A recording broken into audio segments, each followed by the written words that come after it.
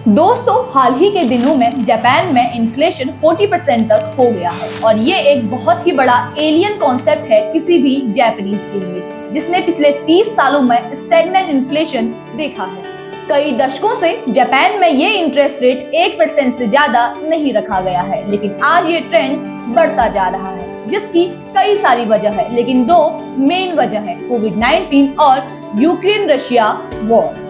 अगर हमें इसका रीजन जानना है तो हमें 30 साल पीछे जाना होगा, जब जापान वर्ल्ड की सबसे बड़ी इकोनॉमीज में से एक हुआ करती थी और प्रिडिक्ट किया जा रहा था कि ये बहुत जल्द ही अमेरिकन इकोनॉमी को भी पीछे छोड़ देगी। लेकिन जापान की मिरेकल स्टोरी कुछ ही वक्त बाद स्टैग्नेंट हो गई और इसके साथ ही वहाँ के प्राइसेस और वेजेस भी स्टैग्नेंट हो गए।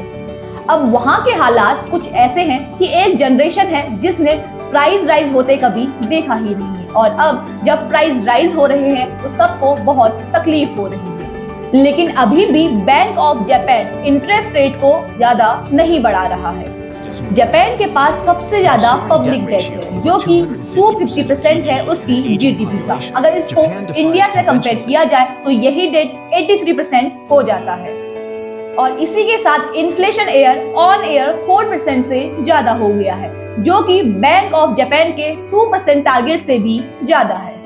और साथ ही में मिनिमम वेजेस वहां के शॉपकीपर्स के हिसाब से 20% तक बढ़ गई हैं। इन्हीं सब प्रॉब्लम्स के वजह से लोग प्रिडिक्ट कर रहे हैं कि जापान की इकोनॉमी में बहुत जल्द ही एक बड़ा शॉक आने वाला है।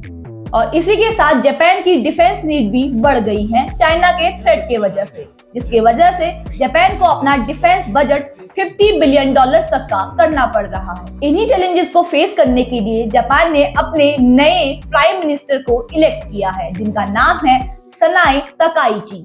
दोस्तों, ये चैलेंजेस बिल्कुल भी नए नहीं हैं, बल्कि पिछले 40 साल से जापान की इकोनॉमी में धीरे धीरे बढ़ते जा रहे हैं, जहां इन्फ्लेशन बढ़ता ही जा रहा है, वहीं रियल टाइम वेजेस डिक्रीज हो रही हैं और पब्लिक डेट बढ़ता जा रहा है। इन सब का एक ही सॉल्यूशन है कि इंटरेस्ट रेट को बढ़ाया जाए और इन्फ्लेशन को प्राइस इंक्रीज करके 5% तक ले जाया जाए।